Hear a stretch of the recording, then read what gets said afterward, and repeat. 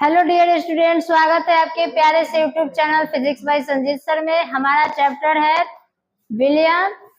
आज का टॉपिक है आपका कि क्वथनांक उन्नयन से विलय का आणविक द्रव्यमान किस प्रकार से व्यक्त करते हैं। तो क्वथनांक उन्नयन से विलय का आणविक द्रव्यमान किस प्रकार ज्ञात किया जाता है और क्या प्राप्त होता है, इसके बारे में आज जानेंगे। तो देखिए किस प्रकार व्यक्त करते हैं। माना कि विलायक बी ग्राम में विलय का एक मोल ए घुला हुआ है, ठीक है, जिसका आणविक द्रव्यमान आपका कितना है, जिसका आणविक द्रव्यमान m है। तो देखिए इसलिए विलय के मोलों की संख्या, इसलिए विलय के मोलों की संख्या आपका कितना हो गया है, n बराबर m a बाई m, ठीक है, n equal a by m, ये आपका विलय के मोलों की संख्या हो गया है। फिर आपका चूंकि बी ग्राम विलायक में विलय के a बाई m मोल उपस्थित है, क्या बता रहा है कि बी ग्राम विलायक जो है उसमें आपका विलय a है, तो विलय का a बाई m मोल उपस्थित है। यहाँ देखिए a बाई m मोल उपस्थित है।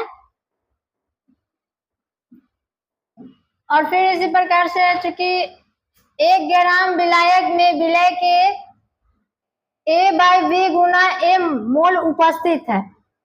अब ग्राम में 1 ग्राम में देखिए विलय का a by b Guna m मोल उपस्थित है। इसी प्रकार से आपका 1000 ग्राम में 1000 ग्राम में a गुना 1000 बटे में b गुना m, ठीक है, b इंटू m मोल उपस्थित है। तो 1 केजी विलायक में अब आया कि 1 केजी विलायक में उपस्थित विलय के मोलों की संख्या को मोलता कहते हैं, ठीक है। 1 केजी विलायक में घुली हुई विलय की मोलों की संख्या को मोलता कहते हैं। चलिए नेक्स्ट है इसी में, इसके बाद इसलिए मोलता equal a into 1000 by b into m, ठीक है। तो cm इक्वल a गुना, यहाँ देखिए cm इक्वल a इंटू 1000 बटे में b गुना m। तो रावल के नियम से अब देखेंगे, रावल के नियम से चलेंगे तो देखिए रावल के नियम से क्या होता है, del T B equal K B into C M, ठीक है, del T B equal K B into A into 1000 बटे बी इंटू एम। तो फिर है del T B equal K B into A into 1000 by M into B. यहाँ पे आपका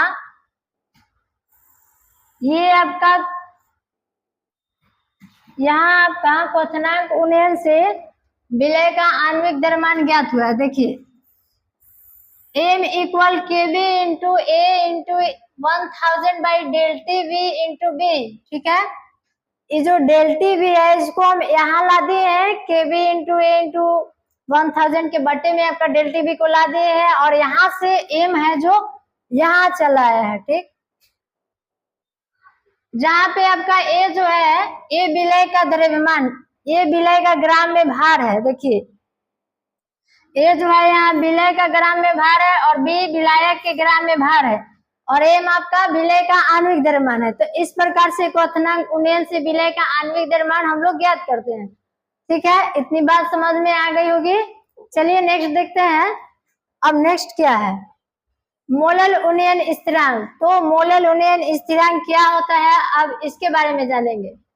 molal उन्नयन स्थिरांक आपका वह है कि किसी विलायक के 1 केजी में किसी विलय के 1 मोल पदार्थ, ठीक है, किसी विलायक के 1 केजी में किसी विलय पदार्थ के 1 मोल घुले हो, तो इस प्रकार से क्वथनांक में जो वृद्धि होती है, जो क्वथनांक होती है उसमें जो वृद्धि होती है उसी को क्या कहते हैं, विलायक का मोलल उन्नयन स्थिरांक कहते हैं, ठीक है। विलायक का मोलल उन्नयन स्थिरांक कहते हैं। अर्थात देखिए यहाँ पे लिखा हुआ है साफ साफ कि यदि a बराबर m हो तो n बराबर 1 होता है, ठीक है। अब b बराबर, यदि b इक्वल 1 केजी तो 1000 ग्राम के बराबर में ही रहेगा। फिर del T B equal K B into A into 1000 by B into A. यहाँ देखिए del T B equal K B into A into 1000 by 1000 into A. देखिए कि यहाँ से यहाँ पे बी के जगह 1000 कहाँ से आया? तो देखिए यहाँ जो बी है, ये बी जो है वो किसके बराबर है? 1000 ग्राम के बराबर है। बी 1000 के ग्राम के बराबर है, तो बी के जगह पे यहाँ हम 1000 लिखे हैं, ठीक है।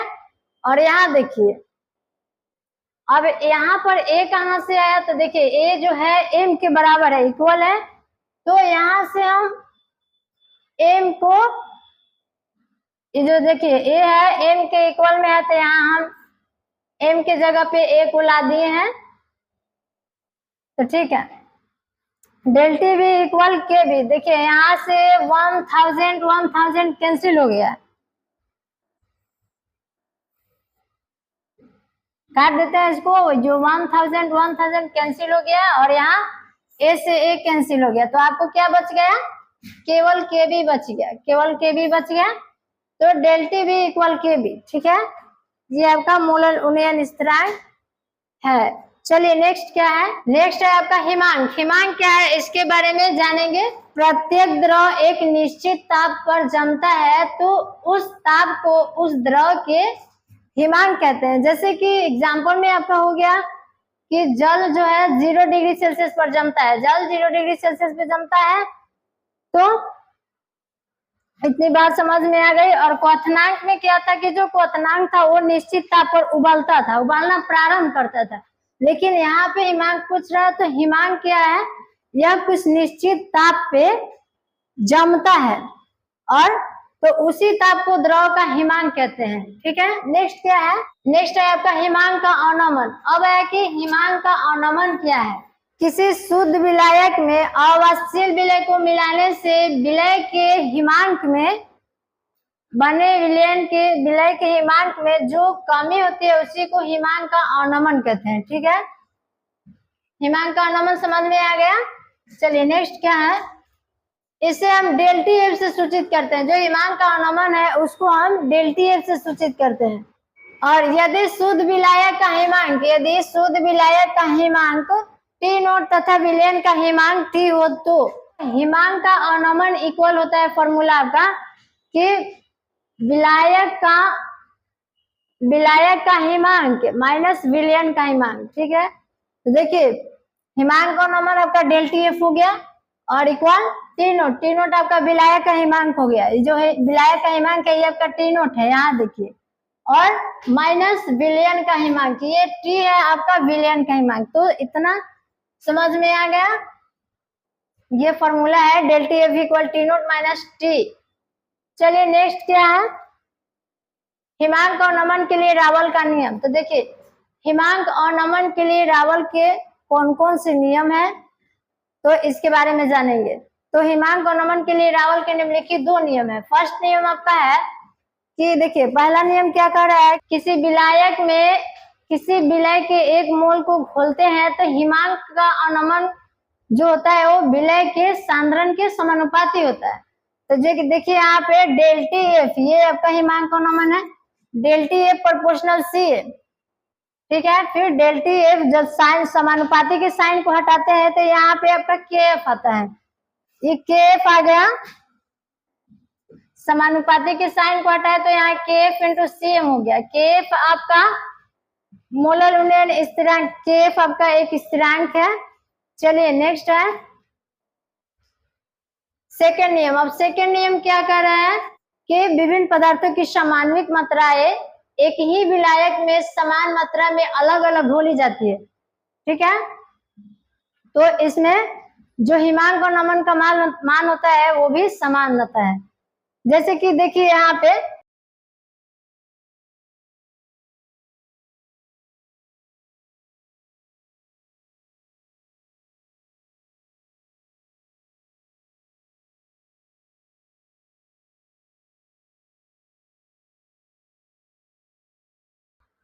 यहाँ क्या कर रहा है कि विभिन्न पदार्थों की सम आणविक मात्राएं, इसका मतलब कि पदार्थ अलग अलग और मात्रा सबका समान होना चाहिए। तो देखिए पदार्थ आपका यहाँ देखिए, यहाँ पर चीनी ले लेते हैं, यहाँ नमक ले लेते हैं और यहाँ पे ग्लूकोज ले लेते हैं। तो आपका देखिए कि पदार्थ जो हो गया वो भिन्न भिन्न हो गया, लेकिन मात्राएं क्या इक्वल होनी चाहिए। तो देखिए 100 ग्राम चीनी, 100 ग्राम नमक, सबका मात्रा इक्वल ही ले रहे हैं, ठीक है, सब समान है और एक ही विलायक में अलग अलग घोली जा रही है। देखिए 1 kg H2O, तीनों में 1 kg H2O को लिए हैं और अलग अलग घोली जा रही है। तो जो हिमांक और नमन का मान होता है, जो हिमांक और नमन का मान होता है वो समान रहता है। तो देखिए डेल्टी एफ इक्वल -5 डिग्री सेल्सियस, ठीक है, इसमें भी आपका डेल्टी एफ का मान जो है वो -5 डिग्री सेल्सियस आएगा, यानी कि सब जो हिमांक और नमन का मान है वो आपका समान रहेगा। इसमें भी वही होगा -5 degree Celsius, del T F equal -5 degree. तो दूसरा नियम यही कह रहा है, तो आप लोग दूसरा नियम अच्छे से समझ गए होंगे। चलिए नेक्स्ट है, नेक्स्ट देखिए क्या कह रहा है कि हिमांक और नमन से विलय का आणविक द्रव्यमान ज्ञात करें।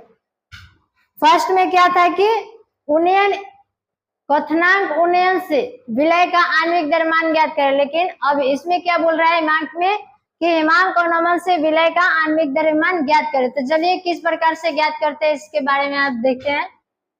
विलय की, तो देखिए इसमें भी वही है कि माना कि 20 ग्राम विलायक में एक मोल घुले हुए है जिसका आणविक द्रव्यमान आपका m है, ठीक है। तो विलय के मोलों की संख्या n इक्वल, यहाँ पे विलय के मोल की संख्या n बराबर a/m है। तो विलय का आणविक द्रव्यमान आपका a/m नहीं, विलय के मोलों की संख्या a/m हो गया यहाँ देखिए। और बेसिक विलायक में विलय के a/m, जो 20 ग्राम विलायक है उसमें विलय का a/m मोल घुला हुआ है, ठीक है, a/m मोल घुला हुआ है, उपस्थित है। इसलिए 1 ग्राम विलायक में विलय के a/b × m, ठीक है, मोल उपस्थित है। यहाँ पे देखिए m है, a/b × m। फिर है आपका 1000 ग्राम विलायक में विलय के a × 1000/b × m, 1000 ग्राम कर रहा है तो यहाँ पे भी 1000 लिखेंगे। फिर यहाँ 1000 ग्राम विलायक में 1000 ग्राम विलायक या फिर 1 kg विलायक कहिए, जो भी 1000 ग्राम विलायक में घुले हुए विलय के मोलों की संख्या को मोलता कहते हैं, ठीक है, इतना तो जानते हैं। तो इसलिए मोलता इक्वल आपका हो गया CM, मोलता CM equal a × 1000/b × m, ठीक है। तो रावल के नियम से, और चलेंगे रावल के नियम से क्या होता है इसके बारे में। तो देखिए रावल के नियम से डेल्टी एफ इक्वल, यानी कि हिमांक का अवनमन बराबर KF × CM, KF × CM, del T F equal KF × a × 1000/b × m। यहाँ देखिए ये जो m है इसको यहाँ पे लाया गया है और ये जो डेल्टी एफ है इसको यहाँ पे लाया गया है।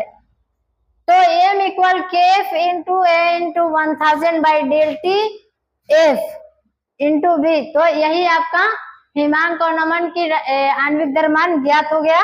देखिए यहाँ साफ साफ लिख देते हैं, m equal f × a × 1000/डेल्टी f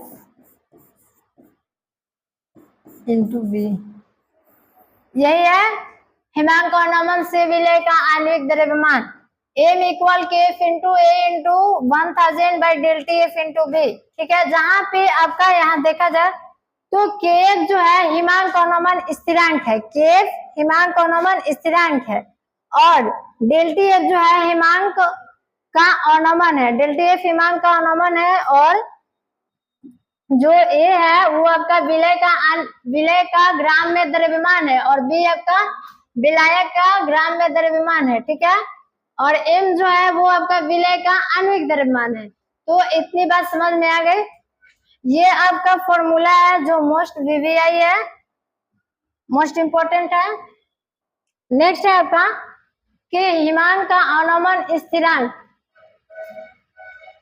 हिमांक का अवनमन स्थिरांक क्या है, अब इसके बारे में जानेंगे। तो 1000 विलायक में किसी विलय के 1 मोल घोलने से, देखिए यहाँ क्या कर रहा है कि विलायक के 1000 ग्राम में, विलायक के 1000 ग्राम में किसी विलय पदार्थ का 1 मोल घोलने से बने विलयन में जितने हिमांक में जितनी कमी होती है उसी को हिमांक का अनमन स्थिरांक कहते हैं। ठीक है, यदि 1000 विलायक में किसी विलय पदार्थ को घोलने पर विलय हिमांक में जितनी कमी आती है उसी को हिमांक का अनमन स्थिरांक कहते हैं। इसे हम Kf से सूचित करते हैं, इसे हिमांक के अनमन स्थिरांक को Kf से सूचित करते हैं। देखिए, और n इक्वल, यहाँ देखिए n इक्वल आपका A/m, जहाँ की ये 1 मोल के बराबर है, और फिर B बराबर 1000 ग्राम, यहाँ पे भी जो है 1000 ग्राम, और इस चूंकि del T F equal Kf into A into 1000 by B into M, ठीक है, और डेल्टी एफ बराबर Kf इंटू इतना हो गया।